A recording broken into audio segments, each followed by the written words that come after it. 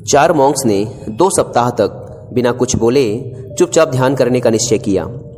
उन्होंने अपने इस अभ्यास के प्रतीक के रूप में एक मोमबत्ती जलाई, जो कि उन्हें हर वक्त यह याद दिलाती रहे कि उन्हें बिना कुछ बोले बस ध्यान करना है। इसके बाद उन मॉन्क्स ने ध्यान करना शुरू किया। पहले दिन की रात होते होते मोमबत्ती टिमटिमाई और फिर बुझ गई। यह देखते ही पहले मॉन्क ने कहा, अरे नहीं, यह मोमबत्ती तो बुझ गई। दूसरे मॉन्क ने कहा, हमें बात नहीं करनी चाहिए, हमने कुछ भी ना बोलने की कसम खाई थी। तीसरे मॉन्क ने कहा, तुम दोनों को बोलने की क्या जरूरत थी। चौथा मॉन्क हंसा और बोला, हा हा हा, मैं अकेला हूं जिसने बात नहीं की। दोस्तों, उन सभी के बोलने के अपने अलग अलग कारण थे, लेकिन चारों में से प्रत्येक ने बिना कुछ सोचे तुरंत ही अपने विचार रख दिए। उनमें से किसी ने भी स्थिति को सुधारने का प्रयास नहीं किया। उसी आश्रम में उन चारों के अलावा एक बूढ़ा बुद्धिमान मॉन्क भी था। वह बिना कुछ बोले और उनकी तरफ ध्यान दिए बिना ही चुपचाप ध्यान करता रहा।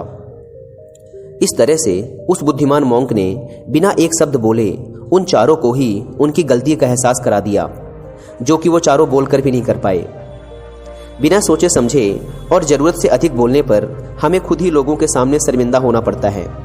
एक समझदार व्यक्ति कभी भी बिना मांगे किसी को सलाह नहीं देता, क्योंकि वह जानता है कि बिना मांगे दी गई सलाह का कोई मतलब नहीं होता और ना ही सामने वाला उस सलाह को मानता है।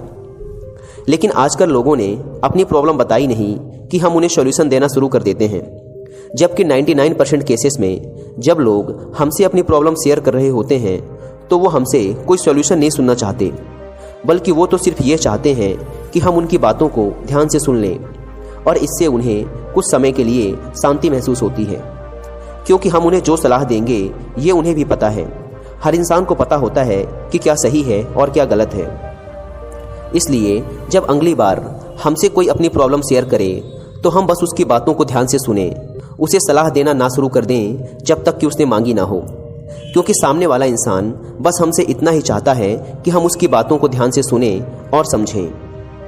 ये बात तो आप लोगों ने भी सुनी होगी, हम जितना कम बोलते हैं उतने ही समझदार होते जाते हैं, और इसका उल्टा भी उतना ही सही है। जो जितना बुद्धिमान होगा वह उतना ही कम बोलेगा।